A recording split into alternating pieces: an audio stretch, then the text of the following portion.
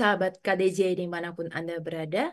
Senang sekali bisa ketemu Anda semua lagi. Dan saya Francisca Romanayeni kembali menemani Anda selama 1 jam ke depan dalam acara Kisah di Balik Jubah.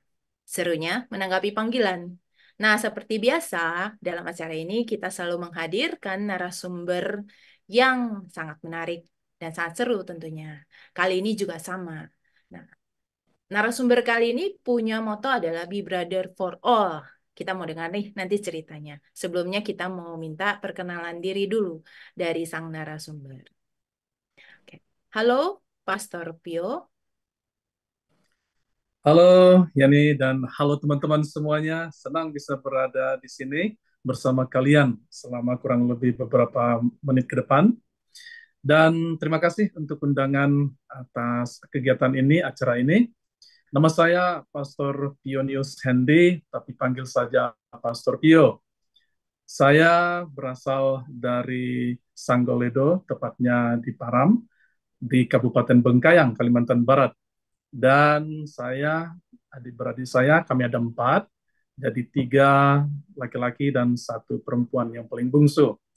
Namun tentu yang menjadi imam atau memilih hidup sebagai biarawan-biarawati hanya saya sendiri dari keluarga.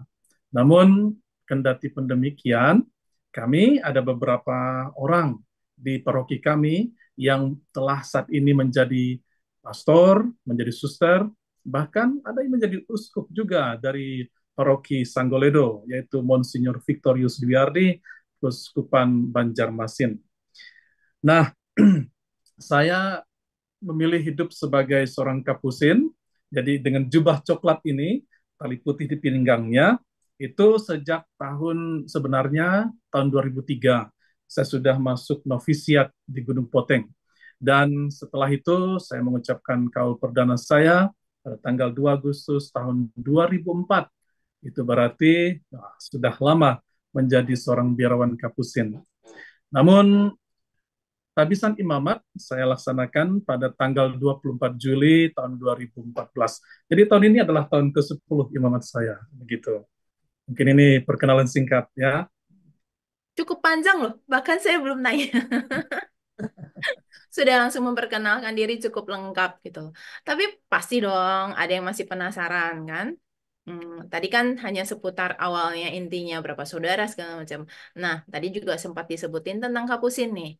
Pastor memilih Ordo Kapusin. Tapi sebelumnya nih saya mau nanya, apakah keinginan menjadi pastor itu dari awal, dari kecil, atau bagaimana?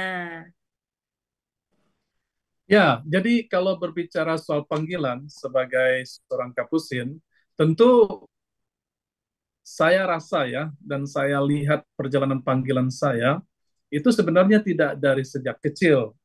Meskipun saya sudah berkenalan dengan para pastor, yang datang ke stasi kami memimpin misa dan saya tahu pastor-pastor itu, namun daya ketertarikan terhadap mereka belum muncul ketika saya masih SD, masih SMP, ya belum.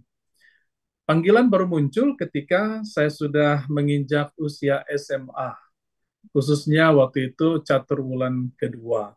Dan ini muncul pada saat di mana saya merasa saya mempertanyakan segala sesuatu tentang kehidupan ini, termasuk mengapa saya ada di dunia ini, apa yang akan saya cari di dunia ini, atau adakah sesuatu yang lebih dari dunia ini yang bisa menunjukkan bahwa eksistensi kita manusia di dalam dunia ini bukan hanya untuk mencari pangkat atau jabatan, bukan hanya untuk mencari uang yang banyak, bukan hanya untuk mencari kenikmatan dalam hidup berkeluarga. Adakah sesuatu yang lebih dalam sebenarnya dalam kehidupan kita sebagai manusia di dunia ini? Sehingga pertanyaan-pertanyaan ini, teman-teman, membuat saya merasa ada kekosongan yang tidak bisa dipenuhi. Meskipun saya sudah mencoba mencarinya, mencoba mendalaminya, nyatanya tetap ada yang kosong. Nah, di ruang kekosongan inilah kemudian datang seorang abang kelas, abang tingkat 3, ya, menawarkan saya untuk mengajar sekolah minggu pada waktu itu. Dan kendati saya waktu SD, SMP bukanlah seorang yang aktif di dalam kehidupan menggereja, apalagi menjadi misdinar. Saya belum pernah menjadi misdinar sampai usia SMP ya. Yang menarik adalah dia menawarkan saya untuk mengajar sekolah minggu.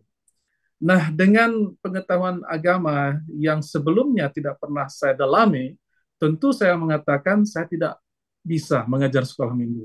Tetapi abang kelas ini katakan, tidak apa-apa, kamu ikuti saja 1 bulan, 4 minggu, dan kami akan menunjukkan bagaimana cara mengajar sekolah minggu. Dan itulah yang terjadi kemudian, beliau menunjukkan di depan saya bagaimana cara mengajar sekolah minggu yang baik dari kelas 1 sampai kelas 6 SD, itu di stasi kami. Dan dia menunjukkan dengan sangat antusias, dengan sangat baik, sehingga saya merasa, wow, kalau beginilah cara mengajar, saya juga mengerti saya sedang belajar, bukan hanya belajar bagaimana mengajar anak-anak ini, tetapi juga saya belajar tentang iman yang selama ini saya kehilangan begitu.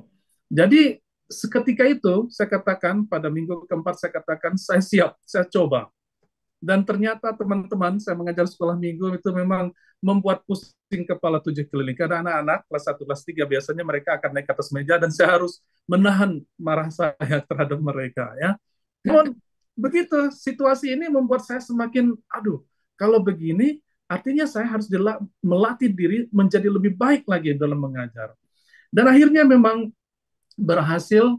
Saya kemudian sampai kelas 2 SMA saya tetap mengajar sekolah minggu, meskipun pada waktu itu saya belum terlalu kenal dengan pastor paroki kami ya.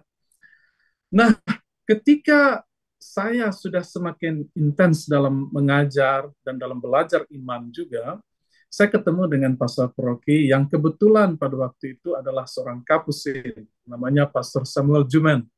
Dan saya melihat dalam diri imam ini pribadi yang sangat sederhana, yang sangat bijaksana, dan yang menggugah kehidupan saya yang sedang mencari identitas dan jati diri untuk melihat sesuatu yang lebih penting dalam kehidupan ini.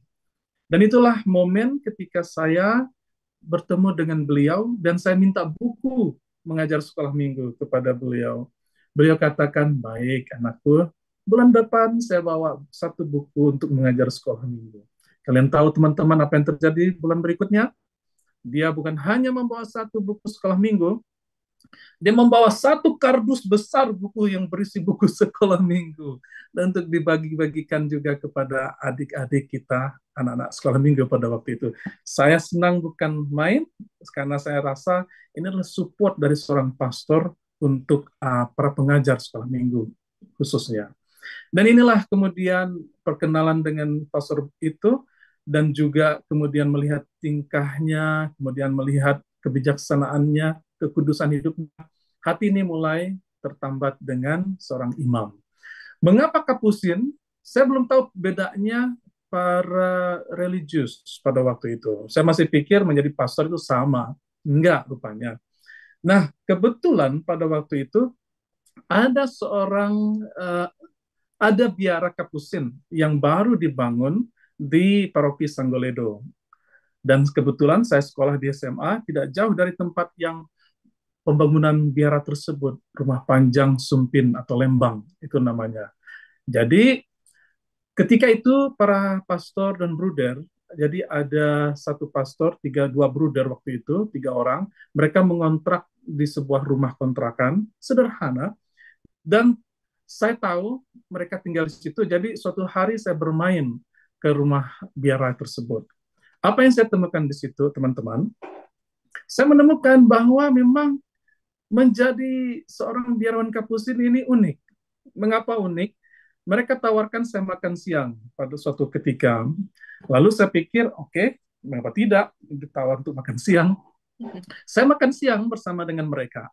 Namun apa yang saya lihat, teman-teman, kalau kita makan di restoran, ya, kalau kita makan di tempat-tempat yang enak gitu ya, tentu kita bisa pesan makanan daging ayam atau daging apapun yang bisa kita beli.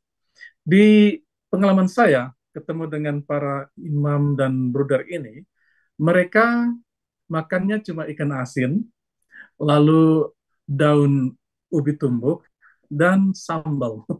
Hanya tiga itu saja, nasi.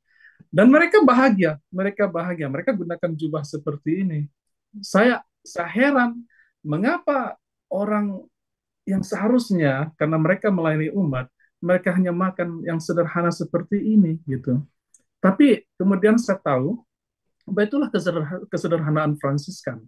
Itulah kesederhanaan para saudara Kapusin ini. Mereka tidak nuntut banyak, tapi mereka memberi banyak bagi umat mereka yang mereka layani. Di situlah mulai tumbuh, teman-teman, panggilan saya menjadi seorang religius jenis yang mana gitu ya. Religius Kapusin, Ordo Fransiskan, Santo Fransiskus Assisi. Begitu, Mbak Yani. Jadi ceritanya cukup simpel ya, dari pertanyaan hidup, kemudian lari ke panggilan gitu. Ini mungkin berbeda-beda dari setiap panggilan para imam ya. Mungkin ada yang memang dari kecil, tapi khususnya anak SMA kelas 2 loh bisa mempertanyakan bertanya gitu tentang hidup segala macam gitu.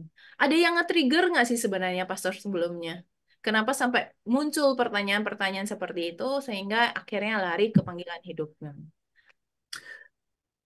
Ya, saya rasa ada memang trigger points-nya. Kalau kita mau lihat ya, kalau saya mau jujur, waktu SMP misalnya saya punya grup berandalan ya, geng gitu ya. Biasalah cowok-cowok kan, pasti punya ada geng tersendiri mereka.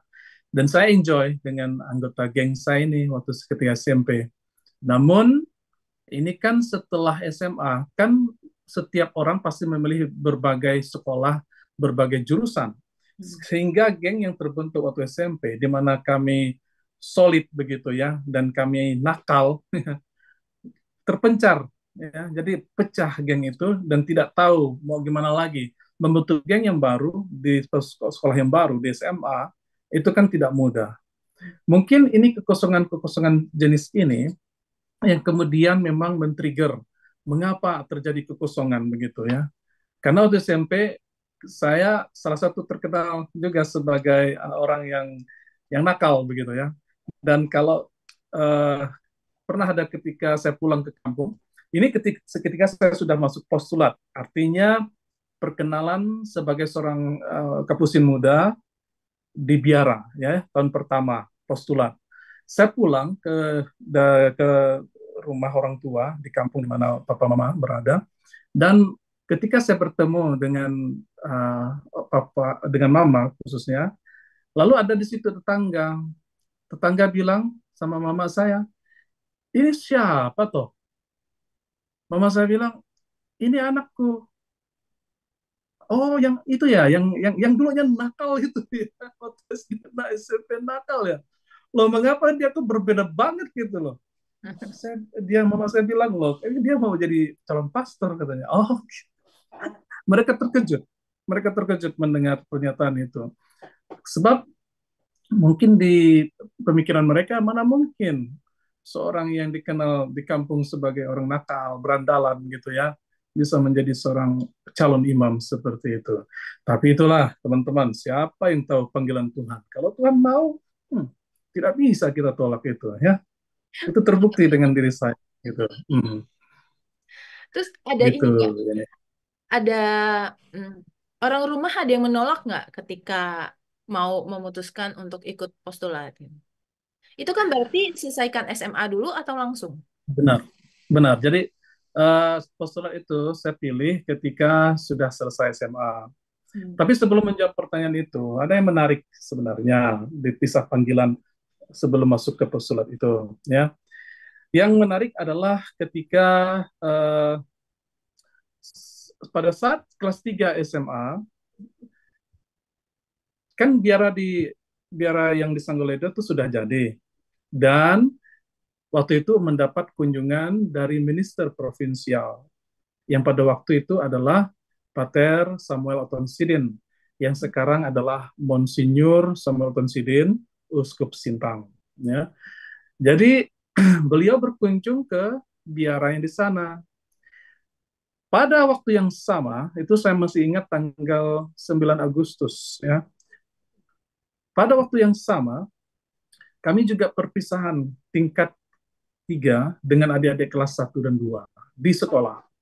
Saya punya dua pilihan. Apakah saya memilih untuk bertemu dengan minister provinsial waktu itu, atau saya memilih untuk ikut acara perpisahan tingkat 3 bersama adik-adik kelasnya. Tahu yang saya pilih? Saya tinggalkan perpisahan kelas 3, di mana saya harus hadir pada waktu itu, karena ada juga pembagian nilai, kemudian juga bertemu, coret-coret baju terjadi waktu itu. Saya memilih lebih untuk bertemu dengan minister provinsial dan meninggalkan bertemu dengan adik-adik tingkat, perpisahan bersama adik-adik tingkat waktu itu. Dan saya katakan, Pak Ter, saya menjadi calon pastor Kapusin. Dia katakan, selamat datang. Besoknya, ketika saya ke sekolah, kepala sekolah mencak-mencak dengan saya. Kamu kemana kemarin? Hanya kamu sendiri yang tidak hadir pada acara perpisahan. Ini tingkat 3, kamu itu kelas 3 sudah mau selesai. Kamu tidak hadir. Kemana kamu pergi kemarin? Lalu saya bilang, kebetulan kepala sekolah ini orang Katolik. Saya bilang, Pak, maaf, saya kemarin ketemu dengan minister provinsial Kapusin, saya menjadi calon pastor Kapusin. Dia terperangah, hah? Ya benar aja, katanya. Kalau gitu, silakan, saya bisa legalisir jasamu dan segala macam, sekarang juga. Wah, saya jadi, puji Tuhan, bukannya marah kepala sekolah itu, tapi dia begitu senang mendengar keputusan saya menjadi calon pastor Kapusin. Karena apa? Belum ada yang menjadi pastor Kapusin dari sekolah itu dulunya. Baru saya yang pertama. Nah, jadi beliau tuh sangat gembira mendengar keputusan itu. Jadi sebelumnya marah, jadi enggak jadi marah ya. Nah, inilah yang menyebabkan berbeda ya, ada sesuatu nuansa yang berbeda. Sehingga ketika saya masuk ke Biara melalui jalur aspiransi, kemudian sebelum masuk ke postulat seperti saya katakan tadi, itu ada satu masa di mana kami dulu mengalaminya adalah tahun orientasi panggilan atau disebut topang. Itu kami bersama-sama studi, bersama-sama hidup dengan anak-anak seminari menengah Santo Paulus Nyarungkop. Nah, pengalaman ini hanya 1 tahun, tidak lama, 1 tahun saja. Tetapi saya merasa pengalaman hidup di Nyarungkop itu luar biasa. Karena bersama-sama dengan seminaris ya, kita belajar bahasa Latin, belajar bahasa Inggris, belajar bahasa Jerman, kemudian kita ditata hidup kita, bagaimana kita menghidupi hidup kita ini sebagai seorang calon religius atau calon biarawan gitu. Kita memang dibentuk di sana. Dan saya bersyukur. Maka saya pikir kalau seandainya saya tahu ada seminari di Nyarongkop sejak awal, saya sudah mendaftar ke sana. Tapi tidak apa-apa, sekarang pun saya berada di situ 1 tahun. Begitu pikiran saya waktu itu. Dan inilah yang kemudian membuat saya kemudian melanjutkan ke jenjang berikutnya, yaitu postulat di Sandiamia di Sanggol Kapuas, juga novisiat di Gunung Poteng, Singkawang. Jadi tidak ada kata terlambat ya. Tidak Yang ada. yang penting mau atau tidak. Benar sekali Mbak Yani. Ini soal suara hati ya. Karena apa? Mama sebenarnya dari pihak keluarga Mama itu sangat melarang. Ya, Hmm. Hmm. karena begini. Dulu kalau mau kita buka-bukaan aja gitu ya. Ketika saya tamat SMA, berat badan saya 70 loh. Tapi tinggi saya juga memang tinggi kan. Saya 178 ya. Namun ketika saya masuk ke Topang, berhidup bersama-sama seminaris di Nyerongkop, berat badan saya tinggal 58. Selesai pendidikan itu saya pulang ke rumah, Mama lihat, kok kamu ini kurus banget, katanya. Apa makananmu di sana? Saya bilang makan bubur mah. Aduh, kalau begitu jangan lagi pergi sana, kamu tersiksa di sana. Saya bilang tidak, saya bilang ini pilihan saya mau jadi pastor, maka saya tetap akan melanjutkan. Tapi kamu kurus, katanya. Jangan pulang ke tempat yang jenis itu. Enggak, saya bilang. Bapak, dia menganjurkan, kamu rugi dong kalau jadi pastor, nanti tidak ada keturunan, tidak ada warisan dari keluarga. Gini aja, kamu ikuti jejak pamanmu, menjadi pendeta, katanya. karena memang paman saya ada yang pendeta. Lalu saya bilang, enggak, saya nggak mau, saya mau jadi pastor. Pastor yang bisa memimpin perayaan Ekaristi. Itu yang saya mau. Atau gini kata paman saya, kamu masuk saja sekolah kata-ketik, nanti kan kamu juga bisa mengajar ajaran iman Katolik kepada umat awam. Saya bilang, saya tidak mau. Saya bilang, saya mau pilih, saya mau jadi pastor. Saya mau jadi pastor Kapusin. Itu keputusan saya. Terima kasih atas saran keluarga, saya tidak terima. Saya mau menerima suara hati saya. Begitu saya bilang dari saya waktu itu. Jadi, memang yang namanya panggilan ketika itu adalah sebuah pilihan. Saya lihat entah badai topan, kemudian banjir bandang seperti apapun yang menghantam, saya, saya percaya tidak akan ada yang mampu menghantam. Karena ini berasal dari surah hati. Ini bukan karena keluarga menyarankan, bukan orang lain menyarankan, tapi memang karena Tuhan yang memanggil secara personal, secara pribadi. Maka buat teman-teman, kalau memang sudah surah hatinya mengatakan, sudah kamu jadi pastor aja, sudah kamu jadi suster aja, ya udah, nggak usah lagi banyak pikir, nggak usah lagi pasang telinga ke sana kemari, karena pasti itu panggilan Tuhan, ya. Sebab ketika kita ikuti panggilan itu, saya sekarang merasa bahagia dengan panggilan saya, jujur, ya. Saya merasa diberi keluarga besar sekarang, ya, keluarga Kapusin seluruh dunia yang melayani lebih dari 100 negara. Jadi kemana saya sudah pergi, saya bisa pergi sebagai saudara di tempat lain yang merupakan saudara saya juga. Itu kekuatan, begitu. Ini buat meyakinkan nih sahabat KDJ yang sedang mendengar nih. Kayak tadi mungkin mungkin nih sudah ada panggilan, sudah merasa nih diketik-ketik nih gitu loh. Tapi ini buat meyakinkan, saya mau bertanya nih, pernah nggak setelah atau sebelum nih mau ditabiskan nih, sempat meragu benar nggak sih ini memang maunya saya atau memang ketika sudah yakin bahwa ini adalah panggilan, Tuhan sudah taruh di hati, udah sampai ke tabisan aman gitu. Tidak ada godaan bahwa aku benar nggak ya? Ya, saya katakan begini ya, ini prinsip sebenarnya bagi hidup saya, tapi saya harap ini juga prinsip bagi hidup teman-teman, yang saya harap bukan hanya dalam memilih menjadi biarawan atau biarawati, tetapi juga memilih untuk menikah. Prinsipnya ya. Karena jujur, ya, saya yakin bahkan orang teman-teman saya pastor atau suster yang lain pun akan berpikiran yang sama ya. Sebab untuk menjadi seorang biarawan, memutuskan diri untuk menjadi seorang imam, itu bukanlah keputusan yang muncul ketika kita yakin 100%. Tidak loh teman-teman ya. Jadi jangan salah, oh ketika melihat tabisan para pastor, wah ini pastor ini pasti sudah 100% yakin sebagai seorang pastor. Belum tentu.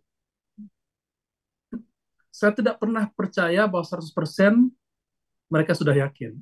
Sama seperti saya, juga tidak yakin ketika saya akan ditahbiskan, apakah ini sebuah panggilan hidup bagi saya, nggak yakin saya 100% itu. Karena sebagai manusia, saya punya kelemahan. Sebagai manusia, saya punya banyak juga tantangan, godaan ya, yang ada di dunia ini yang harus saya alami juga, sama seperti manusia yang lainnya. Hanya kadarnya berbeda. Ya. Nah, prinsip, ini prinsip mengambil sebuah keputusan. Ini tips untuk teman-teman ya. Ketika teman-teman merasa 75% aja yakin. Nah, 75% ya teman-teman.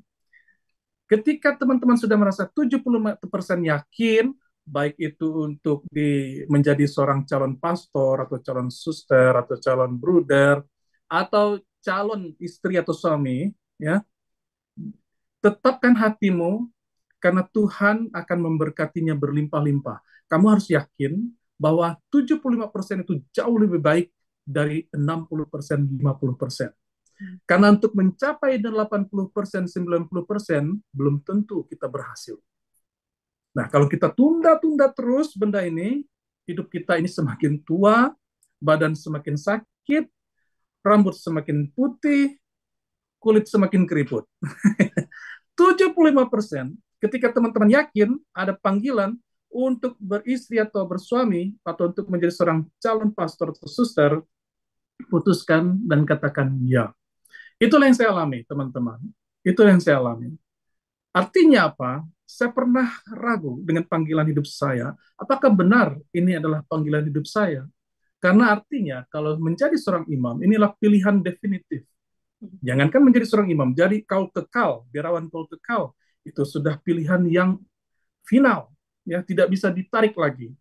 Itu meterai kekal yang akan saya bawa seumur hidup saya.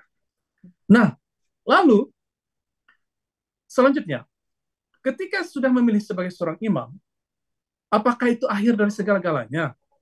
Ketika teman-teman sudah beristri atau sudah bersuami, apakah itu akhir dari segala-galanya? Saya kira tidak. Ini refleksi saya. Dalam refleksi saya, teman-teman, menjadi seorang imam seperti saya ini belum berakhir. Ya, ini baru titik awal untuk menghidupi panggilan yang lebih serius. Kapan berakhirnya? Bagi saya, seorang imam yang sukses, konsep seorang imam yang sukses bagi saya pribadi, saya refleksikan, adalah ketika seorang imam itu meninggal di peti matinya menggunakan jubah kebiaraannya dan dia dikenal sebagai pastor yang baik, pastor yang saleh, pastor yang bijaksana, pastor yang rendah hati, dan semua keutamaan ada dalam dirinya. Itulah titik final kesuksesan seorang imam sebenarnya. Artinya apa? Disitulah titik kumulasinya, di mana saya meraih kebahagiaan, berhasil menjadi pribadi yang Tuhan memang rencanakan dalam kehidupan saya dari awal sampai akhir, alfa sampai omega.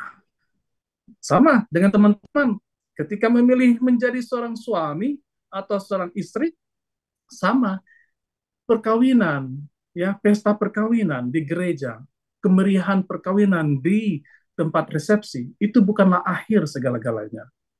Itu hanya hal awal untuk lebih serius menjalani kehidupan ini. Akhirnya kapan? Akhirnya adalah ketika teman-teman nanti meninggal sebagai bapak atau sebagai ibu yang baik, yang saleh, yang berhasil menuntun keluarga, ya, yang anak-anaknya bangga bahwa mereka pernah punya orang tua seperti teman-teman ini, seorang bapak, seorang ibu yang baik, ya, di keranda matinya itu, dan pasangan ibu atau bapak ada di situ dan mencintai sepenuh-penuhnya pribadi yang pergi itu. Itu kesuksesan, konsep kesuksesan menurut saya ya. Begitu, Mbak Yani. Tipsnya sangat bagus, sangat berguna. Simple sebenarnya. Kadang kan orang maunya Simple. Ya. bulat kan. Keputusan itu baru dia bisa diambil ketika bulat yakin gitu loh. Ternyata oke 75% yang penting kita mau melangkah, ya Tuhan menyertai lah ya. Amin. Bawa dalam doa. Ya. Baik, baik. Nah, sekarang nih, pasti dong sahabat KDJ juga pengen tahu nih, ada nggak kejadian menarik nih? Mungkin dari postulat, atau setelah ditabiskan, atau mungkin di masa sekarang. Ada nggak kejadian menarik yang bisa dibagikan gitu, sebagai seorang imam? Walaupun umur habisannya lumayan, tapi kan tampangnya masih muda. Baik, kalau soal kejadian menarik, sebenarnya banyak sih kejadian yang menarik ya. Hanya yang saya mau bagikan di sini mungkin karena saya memilih ya sebagai Fransiskan Kapusin, maka saya lebih menghidupi moto be a brother for all. Artinya menjadi seorang saudara bagi semuanya. Nah, waktu saya sedang berada di Australia, kurang lebih 9 tahun, saya melayani beberapa tempat, ya, termasuk di Sydney, kemudian juga di Melbourne, ada di Brisbane, dan saya bertemu dengan banyak sekali homeless, ya, gelandangan, ya. Jadi memang Kapusin Australia itu memang memiliki misi untuk melayani para gelandangan di sana. Caranya dengan memberi minum hanya kopi atau teh, kemudian coklat, ya, kemudian kalau musim dingin memberikan juga blankets atau selimut atau apapun pakaian kepada orang-orang miskin, ya, gelandangan di sana. Yang menarik adalah seperti ini, karena saya melihat orang-orang yang datang ke pelayanan kami ini adalah orang-orang yang yang berasal dari berbagai macam latar belakang, ada yang menjadi gelandangan karena kekerasan dalam rumah tangga, sehingga mereka melarikan diri dari rumah tangga. Ada yang menjadi gelandangan karena gambling, ya, kalau gambling, jadi mereka gadaikan semuanya, maka mereka menjadi orang gelandangan. Ada juga yang datang sebagai student dari luar, mereka saving money, lalu mereka memilih sebagai bukan gelandangan persisnya, tapi mendapatkan makanan atau minuman yang gratis begitu ya. Lalu ada juga yang memang karena mereka tidak punya pekerjaan ya, sehingga mereka harus tidur di bawah jembatan. Ada juga yang datang ke pelayanan kami ini karena mereka baru keluar dari penjara, belum diterima secara penuh oleh masyarakat dan keluarganya. Denganlah berbagai latar belakang ini, kemudian saya berpikir ini adalah sebuah pelayanan, sebuah kesempatan bagi saya untuk bertemu dengan orang-orang yang dihindari oleh orang kebanyakan, dan saya ingin ketemu dengan mereka. Mengapa?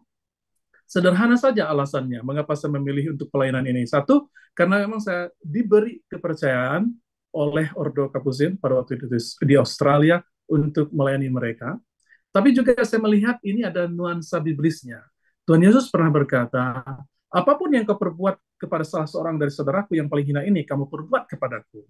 Artinya apa? Ketika saya membantu teman-teman atau saudara-saudari saya yang gelandangan, yang kekurangan, saya juga dengan kata tanda lain membantu Tuhan Yesus yang datang kepada saya.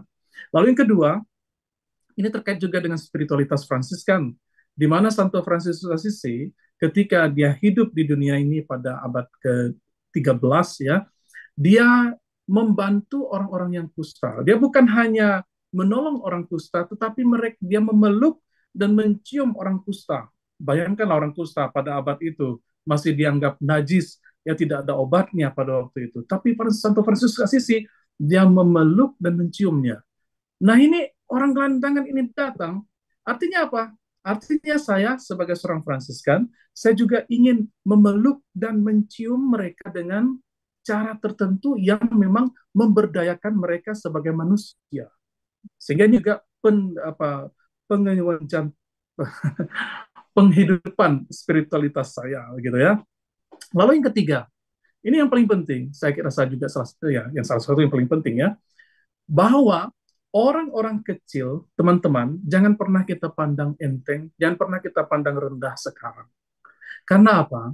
Orang-orang yang sederhana, orang-orang gelandangan, orang-orang yang tidak punya apa-apa itu, suatu saat atas rahmat dan berkat Allah, mereka akan menjadi orang yang lebih baik, mungkin lebih baik dari kita. Saya pernah punya pengalaman soal yang ketiga ini. Saya tahu ada seorang bapak yang selalu sering datang ke situ dalam pelayanan kami, dan saya kenal dia ini orang-orang gelandangan. Dia baju compang-camping. Tapi pada suatu malam, dia datang ke tempat pelayanan kami, dan dia bertanya, pastor, masih kenal dengan saya? Saya lihat dari mukanya, saya kenal. Tapi dari segi badannya, kok lebih rapi begitu saya. Saya tahu, Bapak Siano kan, kata saya. Benar, pastor. Katanya. Lalu, kok penampilan Bapak berbeda malam ini? Itulah pastor, katanya. Saya memang sangat bersyukur, pastor. Saya sekarang sudah dapat pekerjaan. Pastor, coba lihat di sana, pastor, di seberang jalan. Saya lihat yang mana? Itu ada mobil, katanya. Saya lihat ada mobil baru. Wih, itu mobil siapa? Itu mobil saya, pastor, katanya. Yang benar aja, Bapak. Benar, pastor. Jadi saya datang ke sini untuk bersyukur atas pelayanan pastor yang sudah pastor berikan kepada saya, dan saya sudah hidup baik, lebih baik sekarang. Saya merasa diberkati berkat pelayanan ini, pastor. Terima kasih banyak, pastor. Dia support pelayanan kami. Apa yang bisa saya pelajari dari sini, Mbak Yani dan teman-teman? Saya lihat ya, kalau kita naik di atas daun, jangan pernah memandang enteng yang di bawah. Saya sekarang melihat orang-orang yang gelandangan, bahkan orang gila sekalipun ya, saya tidak melihat mereka sebagai orang di bawah. Saya tetap melihat mereka sebagai saudara dan saudari saya. Itulah sebabnya moto saya pilih tadi, be a brother for all, menjadi saudara bagi semuanya. Karena hidup manusia ini tidak statis, dia dinamis. Mereka akan menjadi lebih baik. Dan ketika kita memberikan terbaik kepada mereka pada saat mereka terpuruk, mereka akan ingat kita, baik dalam doa maupun membalas apa yang pernah kita buat kepada mereka. gitu. Seperti perintah Allah yang kedua ya, kasihan ya, kasihilah sesamamu manusia seperti dirimu sendiri. Iya, Ya, ya. kedua atau yang berapa itu saya lupa. Ya, Ah, saya cuma ingat bukan, itu the Allah. golden rules ya, the golden rules of Jesus, bukan perintah Allah ya. Oh, Ya, the golden rules of Jesus ya. oh, oke. Jadi golden rules of Jesus seperti seperti ini ya, perintah Mas Yesus. Apapun yang engkau kehendaki agar orang lain perbuat kepadamu, perbuatlah demikian juga kepada mereka. Nah, begitulah ya yang dikehendaki oleh Tuhan. Hmm. Ya. Nah, saya pernah sempat dengar nih, pastor juga mempelajari tentang human trafficking. Nah, ini kan kasus yang cukup sudah mendunia dan sebenarnya sudah lama. Apalagi sekarang cukup marak dengan berbagai kamuflase untuk human trafficking ini. Mungkin pastor bisa bagikan nggak, mumpung masih ada waktu nih. Biar kami juga belajar nih tentang human trafficking agar bisa lebih berhati-hati gitu. Ya, jadi sebenarnya human trafficking ini, mengapa saya masuk ke sini? Mungkin itu pertanyaan ya, mengapa saya bisa masuk ke ranah human trafficking mungkin ya?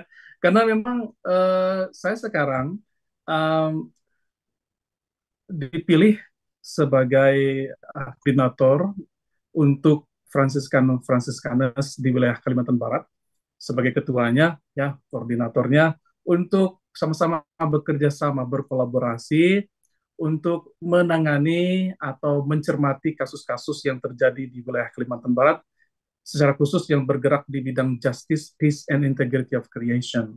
Artinya di bidang keadilan, kedamaian, dan keutuhan alam ciptaan. Jadi tugas kami itu ya salah satunya human trafficking, karena ini adalah isu yang sangat real terjadi di Indonesia secara umum, tapi juga di Kalimantan Barat secara khususnya.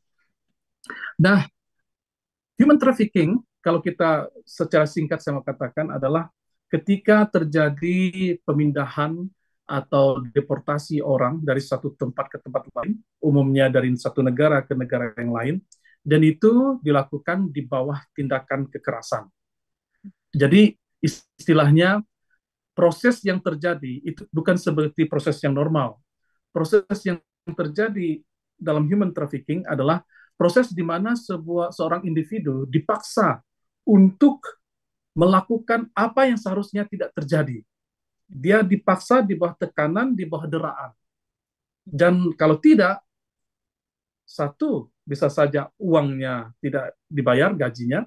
Yang kedua, dokumen-dokumennya itu ditahan oleh orang yang pelaku tindak kejahatan ini. Dan yang ketiga, dia tentu ya bisa saja dijual sebagai pekerja seks atau prostitusi, atau juga di bawah tekanan bekerja secara paksa. Nah, human trafficking ini, teman-teman, adalah isu yang besar. Dia tidak sama dengan penyelundupan orang atau smuggling. Dan dia juga tidak sama dengan bullying atau intimidasi. Karena human trafficking ini berbicara soal dalam konteks internasional. Human trafficking tujuannya cuma satu, bagi pelakunya yaitu duit. Kalau smuggling itu sudah pasti dia ilegal karena tidak ada punya dokumen-dokumen resmi. Sudah pasti dia melawan hukum konstitusi negara di mana dia dikirim atau dia berada. Tapi dalam smuggling atau penyelundupan orang itu dilakukan di bawah keinginan diri sendiri. Itu bedanya. Sementara human trafficking itu penyelundupan pemperdagangan orang itu bisa saja legal dokumen-dokumennya, bisa saja ilegal, tidak masalah. Tetapi dokumen ini ditahan. Ditahan oleh siapa? Ditahan oleh pelaku. Jadi kita, ketika kita berada di luar negeri, kita tidak pegang dokumen kita. Paspor, visa kita nggak pegang. Yang pegang itu mereka. Ketika mereka pegang, karena kita tahu, kalau teman-teman sering ke luar negeri, pasti tahu bahwa konsep bahwa visa dan paspor adalah nafas kehidupan di luar negeri. Hilang dua benda ini, habis kita. Mati kita di luar negeri. Nah, mereka tahu konsep ini. Jadi mereka pegang visa dan paspor teman-teman di luar negeri. Dan kita tidak punya apa-apa. HP kita pun ditahan. Dan di bawah penindasan. Nah, ini paling penting. Karena smuggling atau penyelundupan orang belum tentu kekerasan atau ditindas karena pilihan bebas. Tapi perdagangan orang sudah pasti ada bullying di situ, intimidasi, ada smuggling juga di situ. Ya, karena bukan kehendak bebasnya. Usianya, teman-teman, ini paling penting saya kira ya. Usia umumnya yang diambil oleh untuk menjadi pribadi-pribadi yang dijual ini sangat menarik dan bervariasi. Umumnya kalau kita mau melihat yang paling tertinggi adalah usia di antara 28 sampai 36 tahun. Namun di bawah itu 23 sampai 27 tahun itu juga sangat-sangat riskan. Ketika saudara-saudari tamat SMA, tamat kuliah, ini kan kita ditawari banyak medsos ya untuk kerja di luar negeri, untuk studi di luar negeri, dan kita kalau kita tidak pandai memilih dalam media sosial, nanti kita bisa terjebak di sini. Karena kita sedang mengejar karir dan profesionalisme. Kita sedang mengejar pendidikan lanjut dan pengembangan diri. Stabilitas finansial, ya kan? Lalu kita juga mau berkeluarga. Siapa sih yang tidak mau pergi ke luar negeri, kan? Nah, pasti, pasti kita pengen pergi ke luar negeri dong.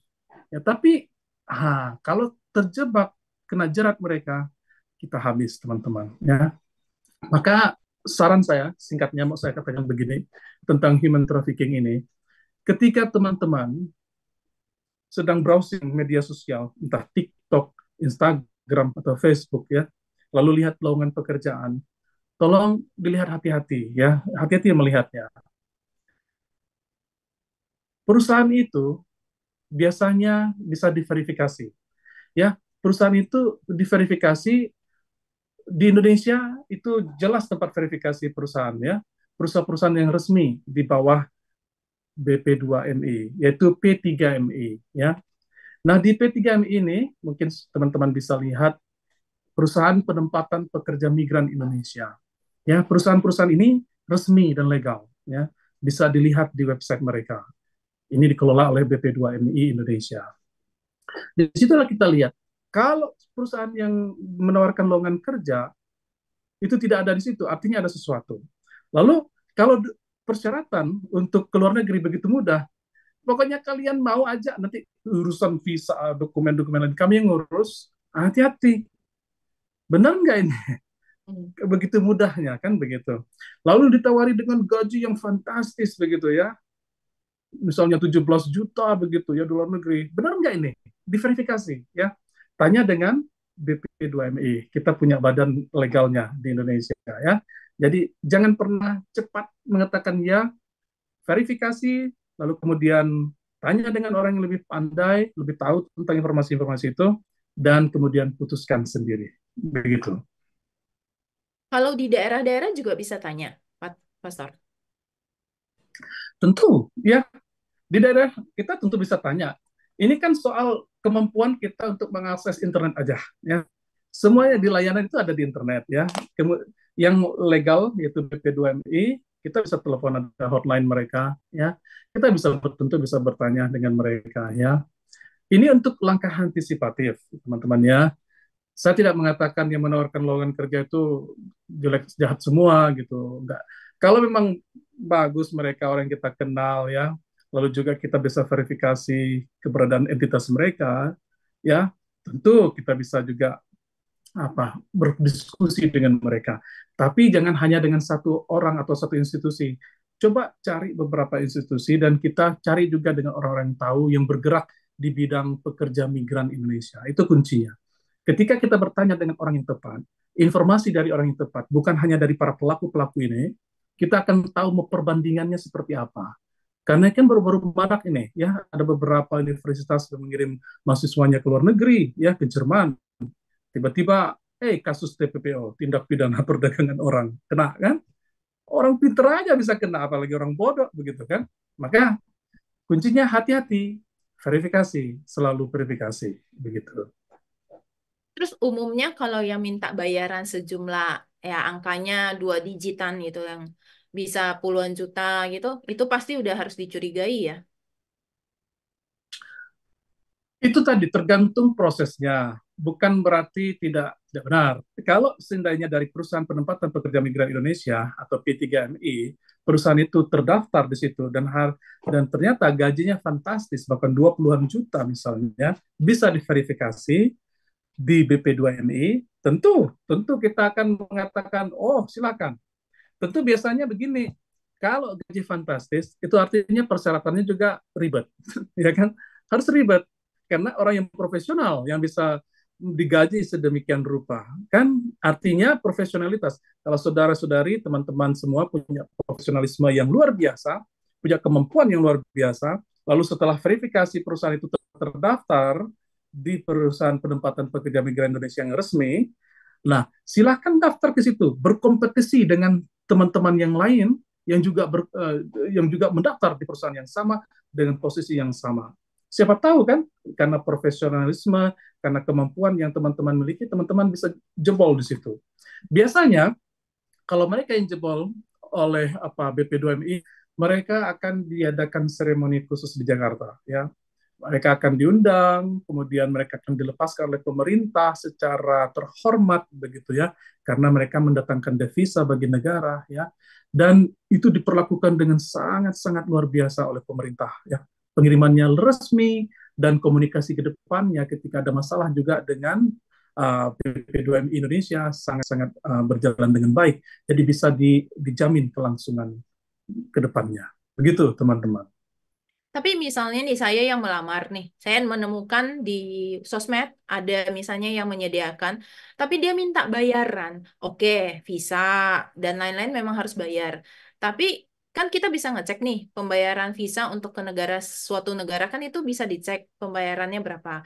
Tapi misalnya kalau lebih dari itu yang mintanya puluhan juta kayak gitu kan dana yang harus ada Hmm. kita baru bisa berangkat itu cenderung untuk lebih hati-hati dicurigai, bener nggak Pastor? Karena banyak kasus Ya, yang jadi itu. benar ya. Itu artinya calo kan? Nah, sudah pasti itu calo gitu kan. Kita belum belum bisa mencap apakah itu TPPO karena di TPPO ini ada tiga hal yang harus dicermati ya. Sebelum saya menjawab pertanyaan itu ya, Hmm. itu sudah pasti tindakan calo. Kalau harganya lebih tinggi sudah pasti calo itu ya. Hmm. Tapi setelah ini maksudnya setelah kita membayar, ini ada tiga elemen penting dalam human trafficking. Yang pertama itu adalah tindakan, ya. Yang kedua adalah ancaman. Yang ketiga adalah hasilnya eksploitatif, ya. Nah, kalau seandainya sudahlah dia minta begitu mahal harganya dan dia kemudian memutuskan bahwa mereka yang mengurus ya, bukan kita yang mengurus ya. Kemudian mereka menahan dokumen-dokumen itu ya. Kemudian mereka menyediakan secara gratis apartemen atau tempat khusus penampungan. Ah, ini hati-hati teman-teman. Karena apa? Ini nanti kita bisa menjadi orang yang berhutang. Mengapa demikian? Mereka sediakan semua fasilitas itu di Indonesia, ya. Jadi mereka yang mengurus paspor dan visa, pokoknya kita aman-aman saja lah. Lalu mereka yang menyempatkan kita di apartemen, sekian bulan ditempatkan di situ dulu, ya. Lalu kita cek ternyata perusahaannya tidak terdaftar di P3MI, ya. Kemudian segala dokumen kita, segala pergerakan kita dilimitasi ya, pergerakan kita tidak bebas. Ini mengarah ke sana ke TTPPO. Tapi saya tidak bisa katakan langsung TTPPO, tergantung kasus per kasus ya. Tapi kemungkinan untuk itu ada. Karena apa? Karena adanya satu pemalsuan dokumen, yang kedua penipuan, yang ketiga penjeratan hutang. Apa yang terjadi ketika teman-teman dikirim ke luar negeri? Ketika teman-teman berangkat dari apartemen di bandara, kalian tidak perlu membayar karena di cover oleh perusahaan yang katanya membantu kalian. Ketika kalian sampai di luar negeri, kalau benar ini tidak terdaftar ke pemerintahan perusahaan ini, nanti di sana ada agen. Agen inilah yang kemudian mengantarkan teman-teman ke tempat di mana yang teman-teman sebenarnya tidak pernah tahu tempat itu. Tidak ada di kontrak kerja sebelumnya tempat itu. Dan di situ nanti teman-teman akan dikuras. Dalam pengertian apa? Kan sudah disediakan paspor, visa, kemudian apartemen, kemudian biaya-biaya pesawat. Itu belasan juta, bahkan puluhan juta. Kata mereka di sana, karena kalian sudah datang ke negara kami, dokumen kalian kami tahan, kalian silahkan bayar hutang.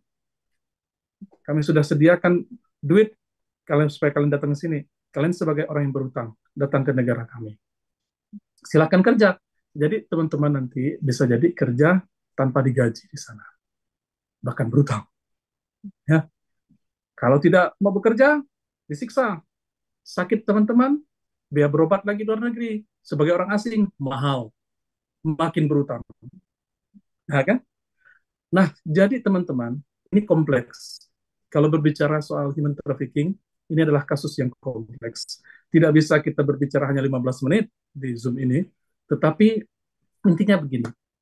Apa yang perlu teman-teman lakukan kalau mau keluar luar negeri? Kalau ditawari studi ke luar negeri, atau kerja di luar negeri, atau ketemu cowok atau cewek bule di luar negeri gitu ya. Apa yang perlu kalian buat? Tips. Pertama, semua dokumen harus kalian yang ngurus. Karena ketika kalian mengurus dokumen kalian, visa dan paspor, kalian pegang benda itu. Kalian tidak serahkan dengan orang lain. Ingat, di luar negeri, paspor dan visa itulah nafas kehidupan. Tidak punya itu, kalian pendatang ilegal dan akan dideportasi. Itu ya. Yang kedua, ketika kalian mengalami adanya tanda-tanda kekerasan, tanda-tanda intimidasi, tanda-tanda di mana kalian merasa kok nggak enak gitu ya dengan tindakan orang-orang ini gitu ya, segera foto, segera videokan apa yang terjadi di kamera, dan langsung upload ke cloud, ke Google Drive, atau ke Dropbox. Mengapa tidak di HP aja? Karena nanti ada kemungkinan besar HP kalian juga ditahan. Sehingga kalian tidak bisa merecover apapun yang ada di HP. Jadi ketika kalian ambil video, ambil foto, langsung upload ke cloud, ke Dropbox, atau ke Gmail, atau kemana ya, di mana kalian bisa akses suatu saat dan menjadikan itu sebagai barang bukti. Ya. Karena diperlukan pihak kepolisian dan KBRI untuk penanganan ini. Lalu ketika kalian sampai di negara orang, ya, segera ketika kalian merasa hal yang tidak enak itu tadi, segera laporkan ke kantor KBRI terdekat. Caranya apa? Di apps kita itu ada App Store atau di Google Play, itu adanya namanya Safe Travel. Safe Travel ya. Jadi apps Safe Travel itu kalian bisa download. Kalian bisa emergency di situ. Klik emergency dan kalian isi data-data yang perlu. Ketika kalian sungguh mengalami ada sesuatu yang tidak beres ya begitu ya. Karena ini akan membantu kalian ke depannya. Jadi tips ini sederhana tapi berharga, dan saya harap ini bisa menjaga kalian teman-teman ya, bagi yang ingin studi di luar negeri, kerja di luar negeri, atau ketemu cowok atau cewek bule atau siapapun di luar negeri begitu.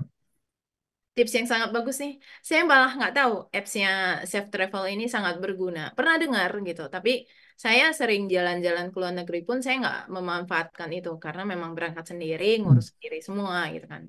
Cuman karena banyak belakang ini mendengar ada yang tergiur dengan tawaran job yang menarik, dengan tanda kutip juga ada yang nawarin jalan-jalan gratis, ada yang nawarin kayak student exchange gitu kan di masa liburan. Hmm, Banyak banyak yang mereka pergunakan, jadi memang harus hati-hati gitu kan. ya, Baiklah, benar mungkin sekali. waktu kita sudah sangat terbatas. Mungkin ada yang mau dibagikan lagi, ayat, pesan, kesan. Oh, Ya, yang pertama saya mengucapkan terima kasih banyak kepada Mbak Yani dan juga teman-teman yang hadir di sini ya. Senang bisa berbagi seperti ini karena memang kita ini sama-sama belajar ya. Jadi dari saya pribadi tidak banyak yang mau saya katakan lagi karena sudah terwakilinya ya. Intinya begini ya. Intinya kalau kita bisa menjadi pribadi yang baik, pribadi yang bersemangat dalam diri, pribadi yang kokoh ya, yang tidak mudah digoncang-ganjingkan oleh pendapat orang lain, bahkan keluarga kita sendiri, pribadi yang mampu menganalisis situasi dunia dan juga mampu melihat dengan bijaksana mau kemana kita pergi. Pribadi jenis ini biasanya pribadi yang unbanting, yang tidak mudah diombang-ambingkan, dan tidak mudah tergiur oleh banyaknya tawaran-tawaran yang dihadirkan oleh dunia ini. Nah, pribadi inilah yang kita perlukan, teman-teman. Pribadi yang tahan banting, pribadi yang memang kuat di dalam dirinya dan mengatakan, saya tahu ini baik dan buruk, dan saya memilih yang baik. Dia tahu yang baik itu tidak mudah untuk dilaksanakan, tidak mudah untuk dipilih, tetapi dia mau kejar yang ini ketimbang yang jelek-jelek ini. Dia tahu bahwa dia tidak tergiur oleh apa yang dinampakkan kepada matanya, tapi dia melihat pada suara hatinya, dan dia ikut suara hatinya ketimbang ikut matanya. Karena mata ini bisa mengelabui. Suara hati ini, kalau kita ikuti, kita bahagia.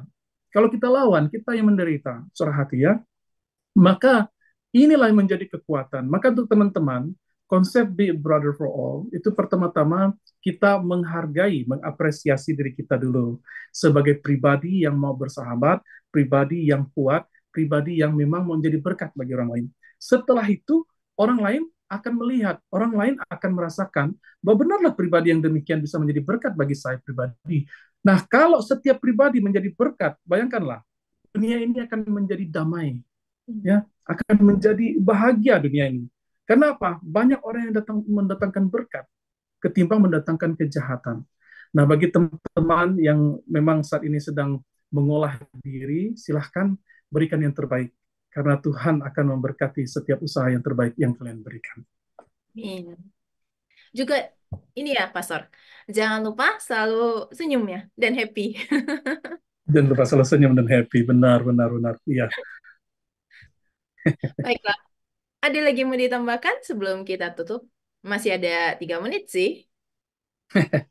Nah, saya sudah cukupkan sekian saja. Ya. Baiklah. Pembicaraan kita cukup seru hari ini. Kita belajar juga hal yang baru tentang human trafficking karena agak jarang orang mengupas hal ini. Mungkin nanti someday kita punya kesempatan lain untuk mengupas lagi tentang human trafficking. Dan bagi sahabat KDJ di luar sana, aware lah, be aware. Dan tadi seperti kata Pastor, jangan lupa untuk menjadi pribadi yang kuat, yang tahu mengenal diri sehingga lebih mudah untuk melihat apakah ini hal yang baik dan buruk.